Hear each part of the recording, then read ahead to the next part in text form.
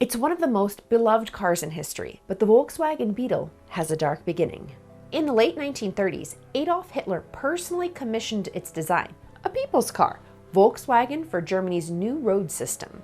He wanted every family to have one. He even received one of the first convertibles. Decades later, that same design, nearly unchanged, was used by Ted Bundy to commit some of the most horrific crimes in modern history. From fascist propaganda to serial killer getaway, the Beetle's past is anything but simple.